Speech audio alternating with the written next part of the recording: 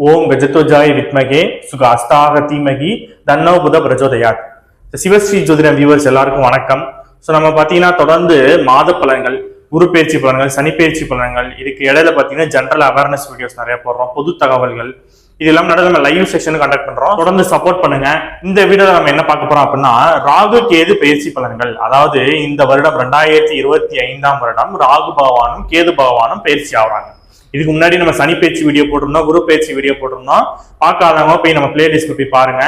So இப்போ இந்த video நம்ம என்ன பார்க்க போறோம் அப்படின்னா, ராகு கேது பயிற்சி தான். இந்த ராகு கேது பயிற்சி வந்து எப்ப வருது அப்படின்னா, வாக்கிய பஞ்சாங்க ரீதி, அதாவது கோவில் அனுஷ்டாங்க பஞ்சாங்க ரீதியா பாத்தீங்கன்னா ஏப்ரல் மாதம் 26ஆம் தேதி பாத்தீங்கன்னா ராகு பகவான் வந்து மீன வீட்டுல இருந்து கும்ப வீட்டுக்கு பயிற்சி ஆகுறாரு. கேது வந்து கன்னி வீட்டுல இருந்து சிம்ம வீட்டுக்கு பயிற்சி ஆகுறாரு. அப்புறம் பாத்தீங்கன்னா திருக்கணித பஞ்சாங்கப்படி பாத்தீங்கன்னா மே மாதம் 18ஆம் தேதி வந்து ராகு வந்து மீன வீட்டுல இருந்து கும்ப வீட்டுக்கும், கேது கன்னியில இருந்து சிம்ம வீட்டுக்கும் பயிற்சி ஆகுறாங்க. இது வந்து பாத்தீங்கன்னா ஒரு 20 நாள் தான் டிஃபரன்ஸ். ஸோ பெரிய லெவலில் நம்ம போய் கன்ஃபியூஸ் பண்ணிக்க வேணாம். ஸோ அதனால இந்த ராகு கேது பயிற்சி வந்து பலன்கள் ஒண்ணுதான். இந்த 20 நாள் டிஃபரன்ஸ்னால பெரிய அளவு மாற்றங்கள் இருக்காது. ஸோ பொதுவாக அந்த ராகு கேதுனா யாரு? இது வந்து நிழல் கிரகம் சொல்றோம். நிழல் கிரகம், சாயா கிரகம் சொல்றோம். கிரகங்கள்லாம் கிளாக் வைஸா சுத்தும், ஆனா இந்த ராகு கேது மட்டும் ஆன்டி கிளாக் வைஸா சுத்தும். அப்போ திருப்பங்கள், மாற்றங்கள், இடமாற்றங்கள் இதெல்லாம் குறிக்கிறது வந்து பாத்தீங்கன்னா ராகு கேது தான். ஒருத்தவங்களுக்கு ராகுவோ கேதுவோ வந்து ஆக்டிவேட் ஆரம்பின்னு வைங்களேன், நல்ல ஒரு மனுஷன் இருக்கான், நல்லா இருக்க மனுஷன் வந்து திடீர்னு ஒரு டவுனை சந்திப்பான்.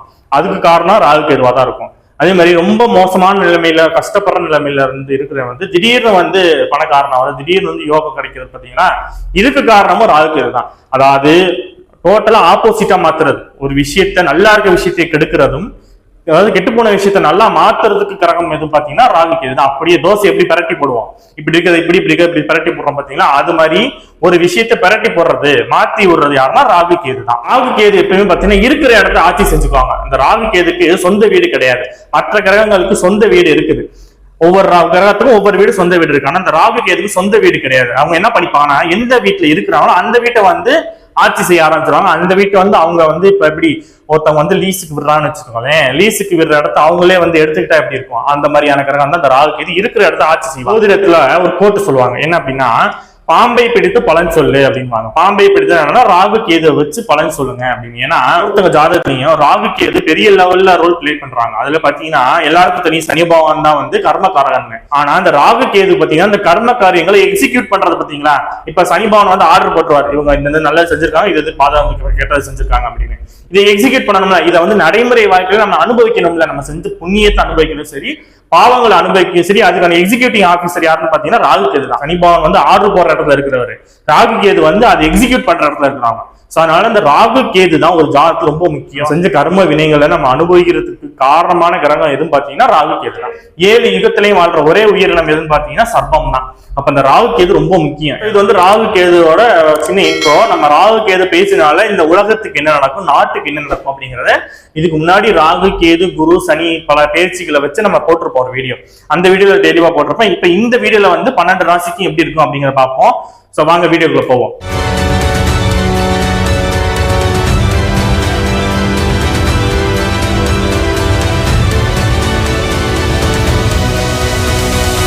நாம இப்ப மகர ராசியை பார்ப்போம். மகர ராசிக்கு இந்த ராகு கேது பயிற்சி எப்படி இருக்கும் அப்படின்னு நம்ம ஏற்கனவே மகர ராசிக்கு சனி பயிற்சி குரு பயிற்சி சொல்லியிருப்போம்.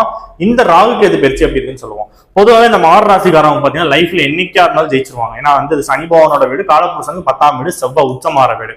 அப்ப இந்த மகர ராசிக்காரங்க லைஃப்ல ரொம்ப கஷ்டப்பட்டாலும் ஒரு நாள் கண்டிப்பா சீக்கிரத்தை அடைஞ்சிருவாங்க. இது வந்து மகர ராசிக்காரங்களோட கடந்த 7.5 வருஷமா பாத்தீங்கன்னா 7.5 சனி ரொம்ப அவஸ்தப்பட்டாங்க. நிறைய சிரமங்கள், கஷ்டங்கள், போராட்டங்கள், உறவுகள்ல பிரச்சனை வந்தது, கடன் பிரச்சனை வந்தது, உங்க ஹெல்த் இஷ்யூஸ் நிறைய அடிவாங்கினது, சொத்து பிரச்சனை வந்தது, குழந்தைங்கனால நிறைய பிரச்சனை வந்துச்சு. மகராசிக்காரவங்க நிம்மதியாவே இல்லைன்னு சொல்லலாம் இந்த 7.5 வருஷம். ஏன்னா படக்கூடிய எல்லா கஷ்டங்களும் பட்டாங்க மகராசிக்காரவங்க. இப்ப எல்லாமே உங்களுக்கு சரியாயிடும். இப்ப நான் என்னெல்லாம் சொன்னனோ அது எல்லாமே வந்து உங்களுக்கு படிப்படியா மாறிடும். ஏன்னா வந்து உங்களுக்கு ராசிநாதன் 3ஆம் இடத்துக்கு போயிட்டாரு. அதனால இந்த பிரச்சனைகள் எல்லாம் சால்வ் ஆயிடும். சரிங்களா. இப்ப இந்த ராகு கேது பேசி எப்படி இருக்குன்னு பார்ப்போம். 2ஆம் இடத்துக்கு ராகு வராரு, 8ஆம் இடத்துக்கு கேது வராரு. வரலாமா அப்படின்னா வரக்கூடாது பொதுவா. ஏன்னா 2ஆம் இடம் 8ஆம் இடம் ராகு கேதுக்கு ஒரு ஏற்ற இடம் கிடையாது. 8ஆம் இடம் வந்து ஒரு அசுப இடம், அந்த இடத்துக்கு அசுப கிரகம் போலாம். ஆனா இருந்தாலும் கேதுக்கு 8ஆம் இடம்ங்கிறது அந்த அளவுக்கு சிறப்பு கிடையாது. சோ அதனால 2ஆம் இடம் 8ஆம் இடம் கேது வந்து கொஞ்சம் நெகட்டிவ் தான். அதுல இந்த ராகு கேது பேச்சுல யார் கவனமா இருக்கணும் அப்படின்னா கடகராசிக்காரங்களும் மகர ராசிக்காரங்களும் கொஞ்சம் எச்சரிக்கையாவே இருந்துக்கணும் ராகு கேது பேச்சுல. சரி, பாசிட்டிவ்ஸும் இருக்கும். ஃபர்ஸ்ட் பாசிட்டிவ்ஸ் சொல்லிடுவோம், அதுக்கப்புறம் நெகட்டிவ்ஸ் சொல்லிடுவோம். இது வந்து வாக்குஸ்தானமா, வாக்குஸ்தானத்துக்கு ராகு வரும்போது பேசி தொழில் பண்றவங்களுக்கு நல்ல வருமானம் இருக்கும். பொதுவாகவே இந்த மகர ராசிக்காரங்களுக்கு தனஸ்தானத்துக்கு ராகு வரும்போது வருமானங்களை கொடுத்துருவாரு, பிரம்மாண்டப்படுத்தி கொடுப்பாரு. ஏன்னா ராகு வந்து பிரம்மாண்ட கிரகம். அப்ப வந்து வளர்த்து விடுவார், பிரம்மாண்டப்படுத்துவார். அந்த இடத்துல குரு பகவானோட பார்வையும் இருக்குது. அதனால வருமானம் நல்லா இருக்கும். முதல் பாயிண்ட், மகர ராசிக்காரங்களுக்கு வருமானத்துல எந்த பிரச்சனையும் இருக்காது, நல்ல இன்கம் வரும். சரிங்களா? அப்ப இந்த மகர ராசிக்கு நம்பர் 1 பிளஸ் பாயிண்ட் என்னன்னு பாத்தீங்கன்னா நல்ல வருமானம் பார்க்க போறீங்க. உங்க சுய முயற்சி எல்லாமே வெற்றியை கொடுத்துரும். உங்க சுய முயற்சினா 3ஆம் இடம் வந்து சுய முயற்சி சொல்றது, அந்த இடத்துக்கு ராசிநாதன் போறாரு. 2ஆம் இடத்துக்கு ராகு பேச்சு சொல்றதுக்கு, பேசுற இடத்துக்கு ராகு வந்து குரு பகவானோட பார்வையில பண்ணும்போது நிறைய பேர் பேசி முன்னேறுவீங்க, உங்களோட சொந்த முயற்சினால வெற்றி அடைய போறீங்க. அப்ப இந்த 2ஆம் இடம் ராகு வந்து ஒரு பிளஸ் பாயிண்ட், இவ்வளவு பிளஸ் பாயிண்ட் இருக்குது. அதே நேரத்துல பாத்தீங்கன்னா உங்களுக்கு தொழில லாபம் கிடைக்க போகுது. நீங்க தொழில் செஞ்சுட்டு இருந்தீங்க, அதுல லாபமே இல்லாம இருக்கிறவங்களுக்கு லாபம் கிடைக்கும். லாபம் கிடைச்சாலும் வருமானம் வரும். அதனால கண்டிப்பா லாபம் உண்டு. உங்களுக்கு வேலை விஷயம், தொழில் விஷயத்த ரொம்ப நாள் லேகா இருந்துச்சு அப்படின்னா அதெல்லாம் இப்ப சரியாயிரும். அதே நேரத்துல பாத்தீங்கன்னா உங்களுக்கு திருமணம் ஆகும். நிறைய மகர ராசிக்காரங்க நிறைய பேர் திருமணம் ஆகும். ஏன்னா 2ஆம் இடம் குடும்பஸ்தானத்துல ராகு வந்து அந்த 2ஆம் இடத்தை வேற குடும்பஸ்தானத்தை குரு பார்க்கும்போது கண்டிப்பா குடும்பத்தை அமைச்சு கொடுத்துருவாரு. சோ அதனால நிறைய மகர ராசிக்காரங்களுக்கு திருமணம் ஆகும். ஒரு பிளஸ் பாயிண்ட் என்னன்னு பாத்தீங்கன்னா கடன் அடையும். அதாவது நீங்க ஏதாவது கடன் வாங்கியிருக்கீங்க, லோன் வாங்கியிருக்கீங்க அப்படின்னா அந்த கடன் எல்லாம் இப்ப படிப்படியா அடைய ஆரம்பிச்சிடும். எங்கேயாவது நீங்க வந்து லோன் வாங்கியிருக்கீங்க, கடன் வாங்கியிருக்கீங்க அப்படின்னா அந்த கடன் எல்லாம் உங்களுக்கு இப்ப குறைஞ்சிரும், கம்ப்ளீட்டா ரிலீஃப் ஆயிரும். அந்த ராகு கேது பேச்சில வந்து ஒரு பிளஸ் பாயிண்ட் என்ன அப்படின்னா வாங்கின கடன் எல்லாம் அடைஞ்சிரும். ஒரு கடன் வாங்கி இன்னொரு கடன் கொடுத்துருந்தேன், அந்த கடன் அடைக்க முடியல அப்படின்லாம் இருந்தீங்க அப்படின்னா அது எல்லாமே இப்ப சால்வ் ஆயிரும். அதே மாதிரி பிரிந்த உறவுகள் வந்து ஒண்ணு சேருவாங்க. இந்த மகர ராசிக்காரங்க நிறைய உறவினர்கள்ட்ட பிரச்சனை இருந்துச்சு, அந்த பிரிந்த உறவுகள் வந்து ஒண்ணு சேருவாங்க. அதே நேரத்துல பாத்தீங்கன்னா எதிரிகளோட தொல்லைகள் வந்து குறையும். ஏன்னா 6ஆம் இடத்துல வேற குரு பகவான் போறாரா, அப்ப எதிரிகளோட தொல்லைகள் எல்லாம் குறையும். சரி, இப்ப 8ஆம் இடத்துல கேது வரும்போது இது வந்து விபத்து ஸ்தானம் சொல்றது திடீர் அதிர்ஷ்டம் அதுதான். அப்ப திடீர் அதிர்ஷ்டம் ஒண்ணு உங்களுக்கு கிடைக்கும். ஏன்னா அது 8ஆம் இடம் சொல்றது திடீர் அதிர்ஷ்டம். அந்த இடத்துல கேது போகும்போது ஒரு சின்ன சின்ன விபத்துகள் இருந்தாலும் கூட நீங்க எக்ஸ்பெக்ட் பண்ணாத டயத்துல, ராசிநாதன் நேரம் 3ஆம் இடத்துக்கு போறாரா, நீங்க எக்ஸ்பெக்ட் பண்ணாத டயத்துல ஒரு சின்ன சம்பவம் வந்து உங்களுக்கு நடக்கும். அது உங்களுக்கு நல்ல விதமா இருக்கும். அப்ப எக்ஸ்பெக்ட் பண்ணாத டயத்துல ஒரு சின்ன திடீர் அதிர்ஷ்டம் உங்களுக்கு கிடைக்கும். சரி, நெகட்டிவ்ஸ்ல என்னன்னு பார்ப்போம். அப்ப பொதுவாகவே 2ஆம் இடத்துக்கு ராகு வரும்போது நல்லா பேச போறீங்க, வருமானம் பார்க்க போறீங்க. ஆனா 2ஆம் இடத்துக்கு ராகு வரும்போது இது வந்து போகக்காரன்னு சொல்றது. அப்ப ராகு என்ன பண்ணி வருவார், பேச்சு அதிகப்படுத்துவார். அதிகமா பேசுறது, அளவுக்கு மீறி பேசுறது, உங்க பேச்சு உங்களுக்கு எதிரியாகும். அப்ப எந்த இடத்துல பேசணுமோ செலக்டடா அந்த இடத்துல தான் பேசணும்.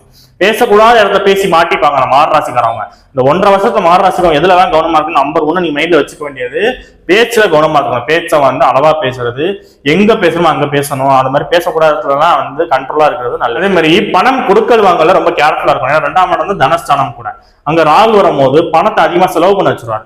சோ அப்ப பணம் கொடுக்கல் வாங்கல, பினான்ஸ்ல இருக்கிறவங்க எல்லாரும் கொஞ்சம் எச்சரிக்கையா இருக்கிறது நல்லது. உணவு பழக்க வழக்கங்கள்ல கவனமா இருக்கணும். ஏன்னா 6ஆம் இடத்துல குரு வந்து 8ல கேது வரும்போது அடிவயிறு இது மாதிரி மர்மஸ்தானங்கள்ல ஒரு சின்ன வயசுல கொடுத்துரும். அப்ப உணவு பழக்க வழக்கங்கள் கவனமா இருக்கணும். ஏன்னா மகர ராசிக்காரங்க நிறைய பேர் பாத்தீங்கன்னா அவுட் சைடு ஃபுட்டை விரும்பி சாப்பிடுவாங்க.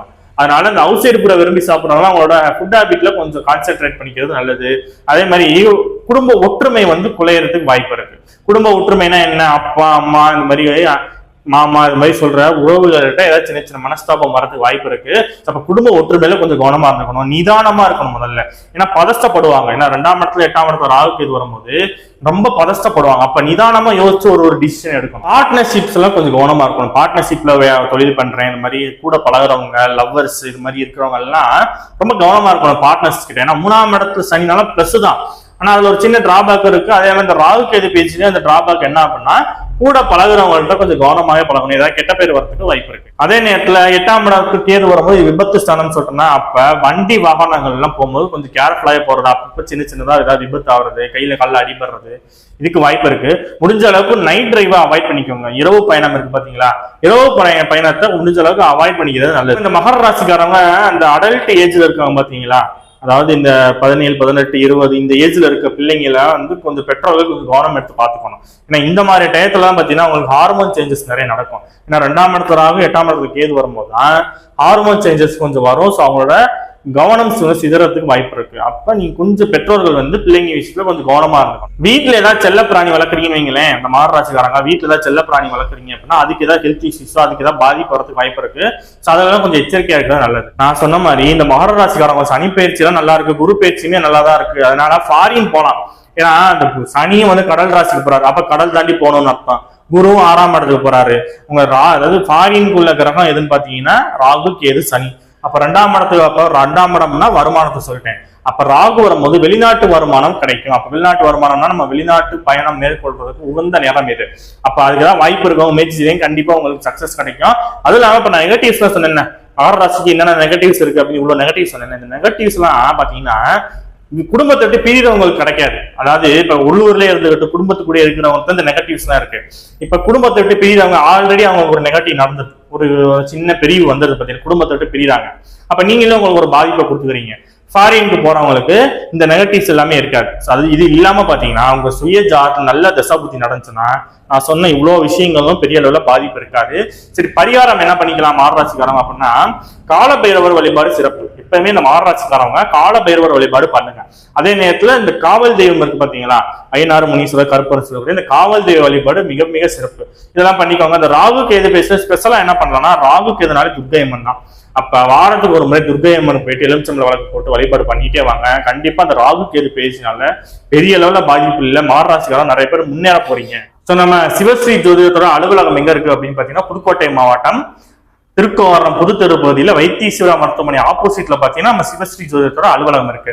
சோ புதுக்கோட்டை அதை சுற்றி இருக்க மக்கள் உங்களுக்கு நேர்ல ஜாதகம் பார்க்கணும், திருமண பொருத்தம், பிரசனம், வாஸ்து, நியூமராலஜி நேர்ல பார்க்கணும் விருப்பம் இருக்கவங்க என் ஃபோன் நம்பருக்கு ஃபோன் பண்ணி கேட்டு நேர்ல பார்த்து பலன் தெரிஞ்சுக்கோங்க.